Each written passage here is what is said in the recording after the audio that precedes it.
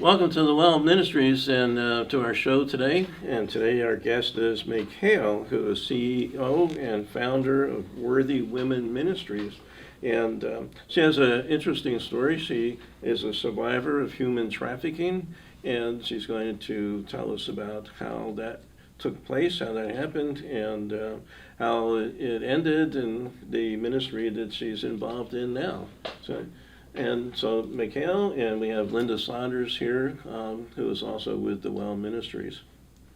Linda, did you have something you wanted to Welcome. throw in I'm just there? looking forward to hearing and more about you and your ministry. I appreciate that. Thank you for being here. Thank you for Yeah. having me. Thank you. I love the opportunity to be able to share stories of victory and Absolutely. spread the hope that Jesus Christ can set you free. That's what he came to do, is to set the captives free. And so it's a privilege to be here with you all Yeah, and get to share. great. So when did this happen? You know, what started all this? How many years ago? And yeah. Well, I was trafficked at the age of 13 after being placed in foster care. Wow. So, so I was placed in foster care due to some circumstances in my home, Mm-hmm. and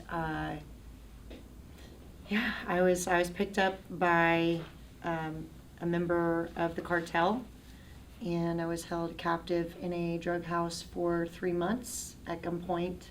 I was starved, branded. My body was used for initiation purposes and drugged. So, yeah. And Was that in the United States or somewhere yes. else? So this was in the Midwest. Midwest. Okay. Mm-hmm. Yeah. Hmm.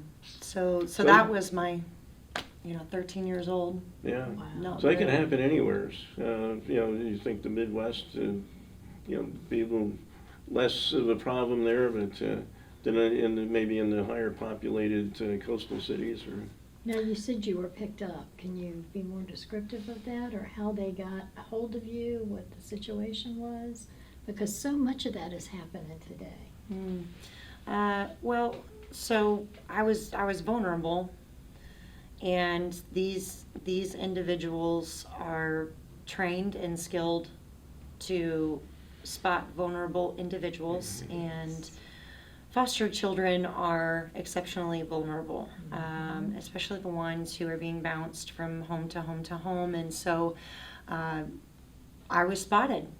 I was spotted in a vulnerable situation, and I was scared because I was in a unhealthy foster home and was trying to figure out how to survive this new adjustment.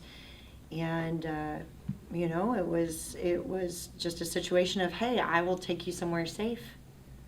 We'll take care of you. Mm-hmm. And when you're a kid and you don't know that much about life, and I was very sheltered before I was placed in foster care, so you don't know much about life, and you're just looking for a solution. Sure. You're looking for love. You're looking for acceptance. You're looking to belong, and the predators know this.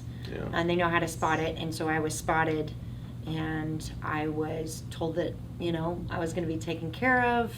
I was told to lie about my age, where I was going, and it's been really interesting now, all these years later, seeing the anti-human trafficking movement take the national stage, and just all of the education behind these anti-human trafficking agencies and what they're releasing and what they know. It's interesting to watch, because when I was 13, there was not much public education about it, and nobody really talked about it. Yeah, it's actually more organized than most people think. Oh, the organized crime is I mean, just as organized as our government the systems. human traffickers are organized. I mean, I've heard that they've actually write manuals to share with others how to spot the vulnerable ones and how to groom them and how to get them into trafficking. And if you think about my situation too, there are women and children who have situations that are much more severe than mine, and mine was pretty severe. So yeah, it's a horrible thing that we can't just stand idly by and not oppose this type of wicked in our societies. Now, how were you rescued from that situation? What is it?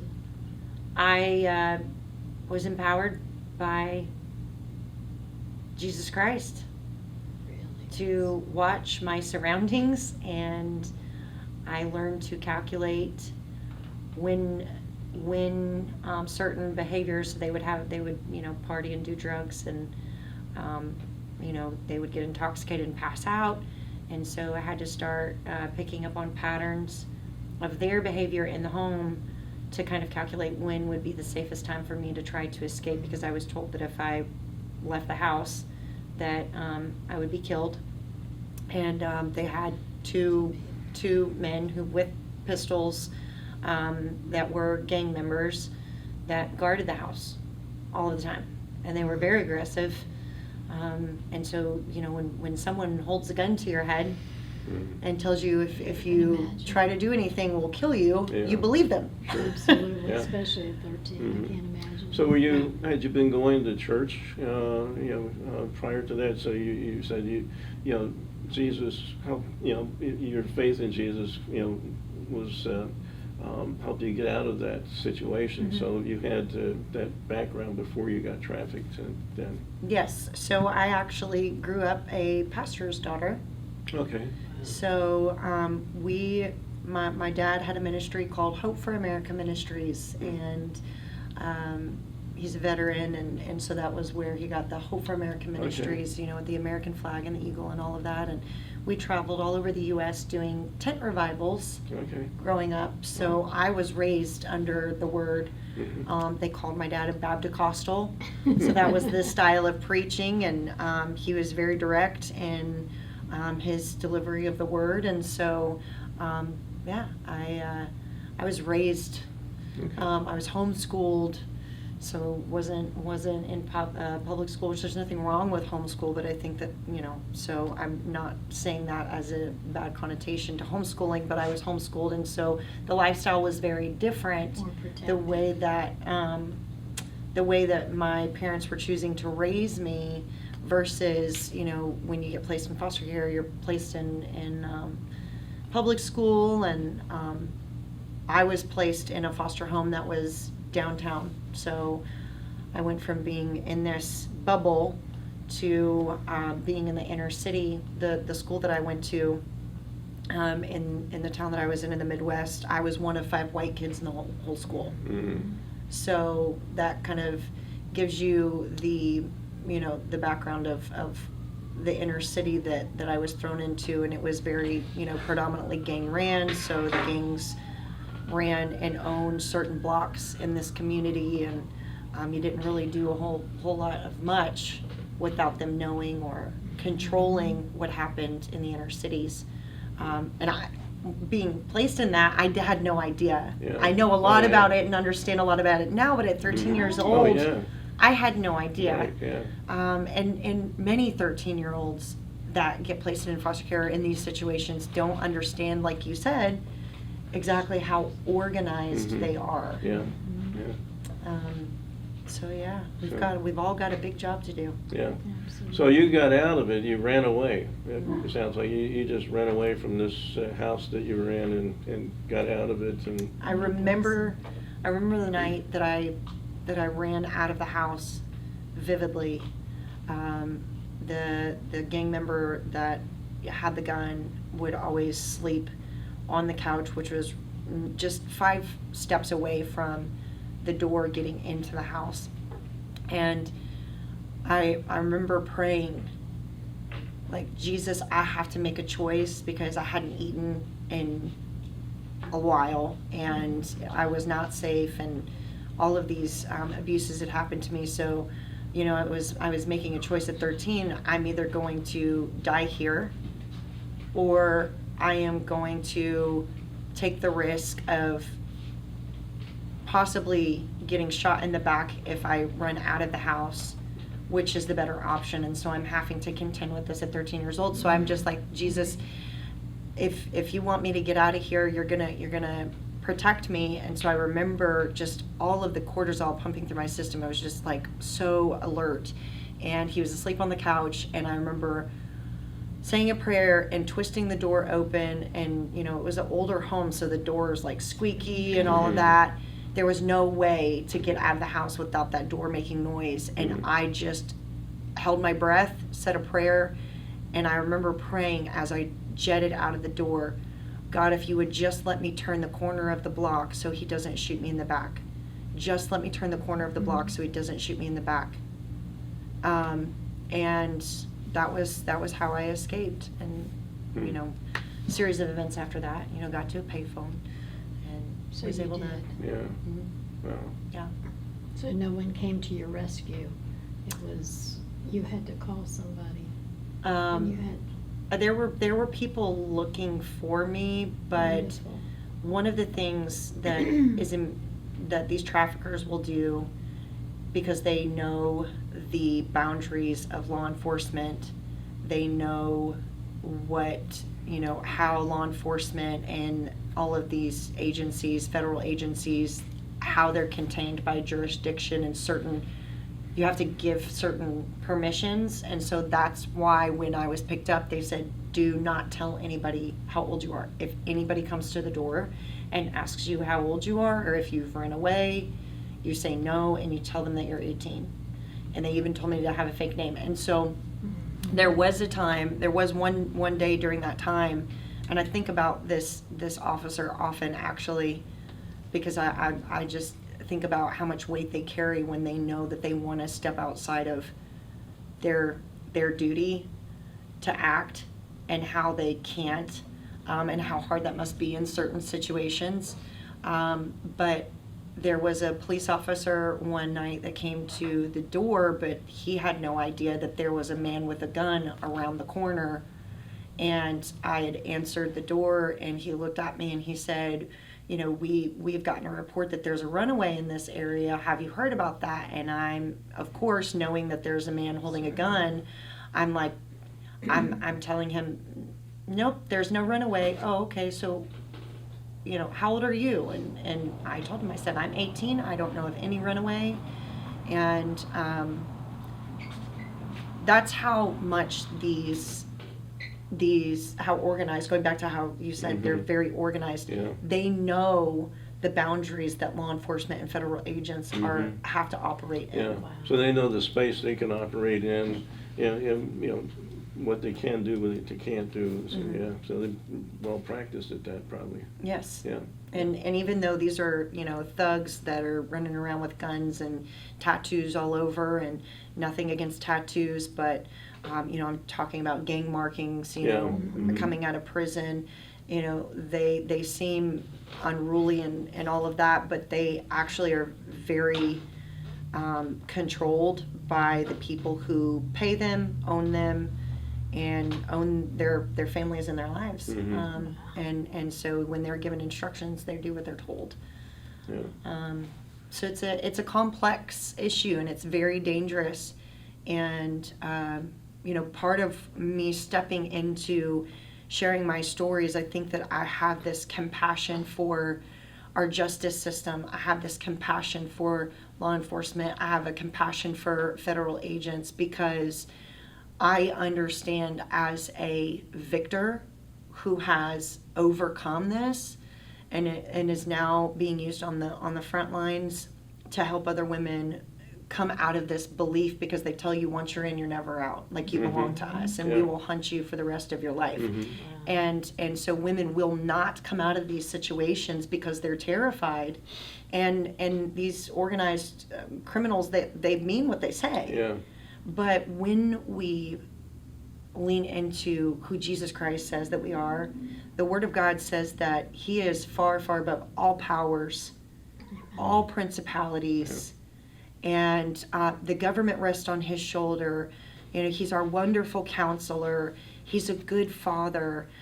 He's our protector, our provider. There's so much truth in the Word of God, and this is what is going to help these women understand that this victory is too for them. But I feel very called to have compassion on just all of the moving pieces within the justice system, law enforcement, federal agencies, because again, I do understand how complex and how dangerous this is. Yeah. Was there any attempt by your captors to get you back once you escaped? Did you ever I hear from prefer them? not to answer that Okay, question okay, at this time. okay. So, Did you end up back in foster care? I was in foster care on and off until I essentially aged out of foster care. Okay. So all of these traumas really it took me a long time to, untangle all of these extreme Mhm. traumatic events in Yeah. my life. So you had a very traumatic event, plus the changing around. So it sounds like you moved from one foster home to another a few times. And, Oh yeah. And one of the things that I think that I'm encouraged to see is as the systems are starting to reform, we're seeing a lot of essentially the reformation we're experiencing across our nation right now. You kind of feel the friction in that, and there's a lot of going back and forth. But as we're seeing this reformation, I'm also seeing it across the Department of Children's Services.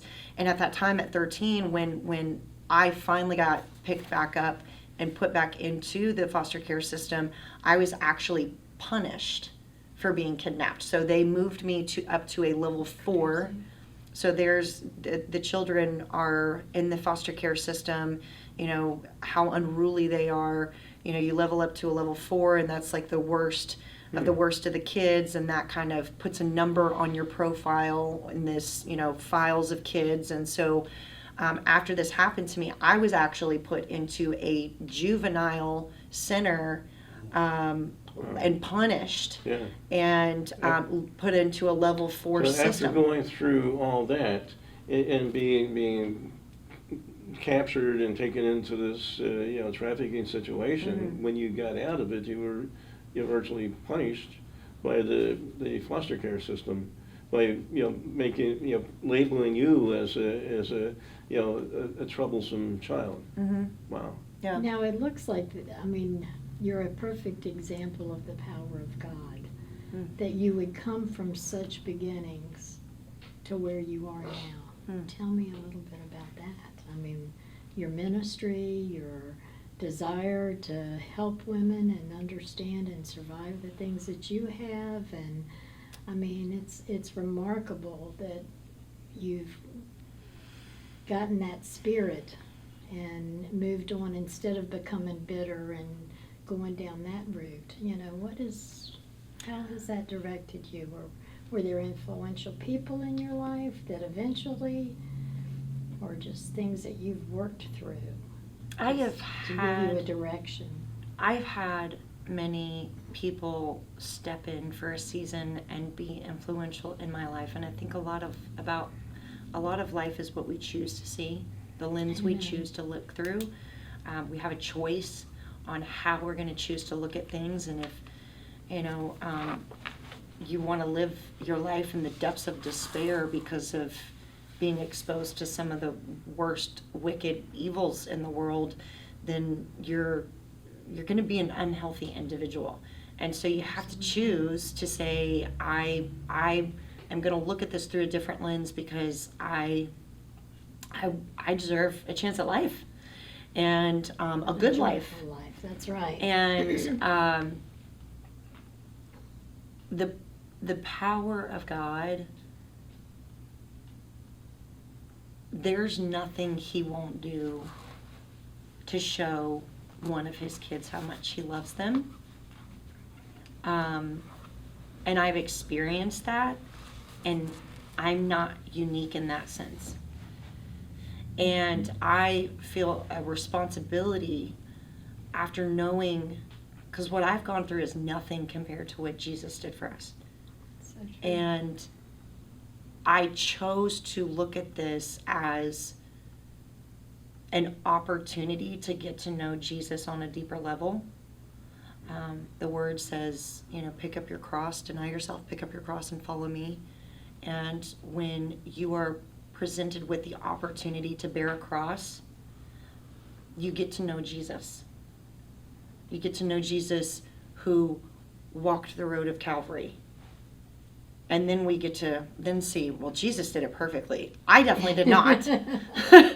But how beautiful Because we're he not is. perfect. All right. And so he's just so magnificent in how perfectly he walked through like the Garden of Gethsemane and then going to the road of Calvary and the persecution and, sitting with Judas and then all the way to the cross. He submitted to death on the cross. And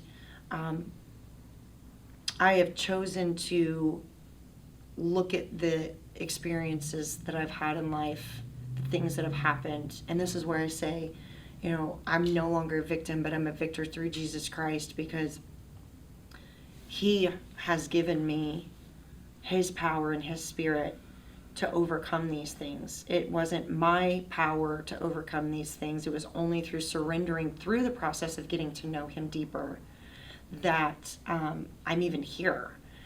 And that is what it's almost like turned into a beautiful love story.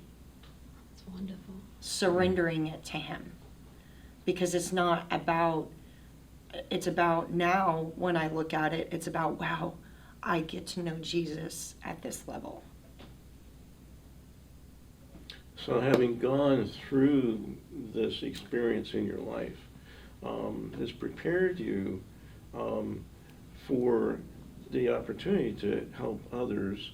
And so you're the founder and CEO of Worthy Women Ministries, which you've had for 5 years now. So can you tell us about that, and what does the organization do? Yeah, so this is the exciting part where we get to see the word come alive, become alive and active in other women's lives. So the mission of Worthy Women Ministries is to help women discover their worth, their identity, and their purpose in Jesus Christ. Okay. So no matter what their background has been. No. Yeah, so they could be any kind of background. It's just, we're equipping leaders. We are equipping through internships. College interns coming in, and they're looking to, how do I serve my community? I want to take ministry outside of the church. How do I serve my community? And so our organization creates an atmosphere and a structure where interns can come and serve and lead, while we are also tending to the needs of the most vulnerable in our community. Which is exactly who Christ is after. He's after the brokenhearted. He's near to the brokenhearted. And so just seeing this beautiful stretch of, but the healing happening in all areas, regardless of the background or how they're coming into the ministry. Like, there's just always this healing that happens when, we say yes to Christ, no matter what our situation is. And so seeing the stretch of women coming into this organization and getting to see Christ completely restore in such profound and unimaginable, unexplainable ways, everybody is just so encouraged by, it's undeniable that Jesus Christ is the only way. You don't get to see this anywhere else. Like, this is amazing. And to be able to have the organizational structure, it's God's mission. So do you go out to churches and do a presentation for your organization? Yes. And there's others all around the country, it sounds like, that are available to do the same thing. Well, we are mobilizing. So that is a big dream that we have. Okay. This mission is God's mission, and it's meant to be caught. It's a vision and a mission that is meant to be caught. Spread. And our show is going to be airing, who knows, around the world, anywhere. So, we want to make sure we get your information on the screen to, and so that people can contact you and say, hey, I'm, in Nicaragua. Can you send me, some information or something? Who knows? Yeah. And there's a lot of, there's trafficking internationally, and so I'm really thankful for just all of the brave men and women that are serving in these areas at so many different capacities to combat this evil darkness in our world. Yeah. And that we just get to be a little piece of that. And I think equipping the church in a organized fashion that is safe, and doing it in a way that makes sure that people are well trained and well equipped for whatever area they choose to serve in, is extremely important. Yeah. And it's really cool to know that Christ is mobilizing his church, but we really have to be thoughtful about the process and how we engage. And so we want to bring those sectors together, in the neutral space of Worthy Women Ministries, so we can do this well. Yeah. Well, now, the part of your mission, with your history, are you doing any education of people, like you say, the most vulnerable people in foster care, the education of the children, and especially even more and more people are being homeschooled now. So they are growing up in this somewhat of a bubble as opposed to being out in public schools and facing so many evils that otherwise in homeschooling they're not being faced with. Do you see reaching out in that avenue, like prior to being leaders, to touch base with these children and educate them on things to keep them from being quite so vulnerable? Is that part of your mission, or? Yes, so we are actually working with the experts that have been on the front line of combating human trafficking. We want to bring the best, highest quality education there is. So the Department of Homeland Security has what is called their Blue Campaign, and they have developed an educational curriculum specifically for houses of worship and faith-based communities. And so because they have been doing this work and studying it for so long, we want to bring the highest quality education that there is to help equip people on how to pick up signs of human trafficking. So there are like small indicators. So body language, I believe that especially young girls, they should take some kind of body language class.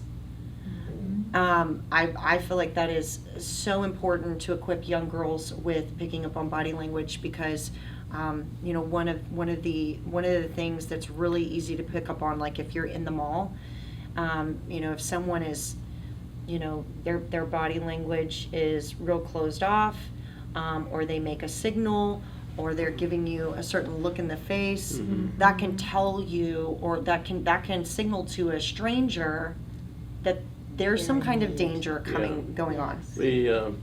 As seems like it always happens in our shows, we're out of time, and so we'll just have to wrap it up here.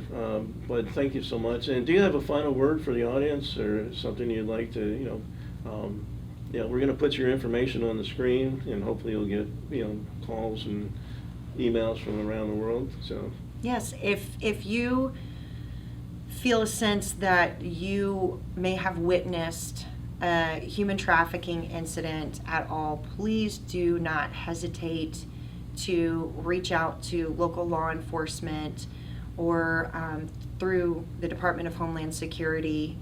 We have to work together to combat this wicked evil, and it is a bipartisan topic. Absolutely. And we all have to work together for the future of our families and our community's safety. So don't hesitate, reach out. all right, thank you, so Mikhael.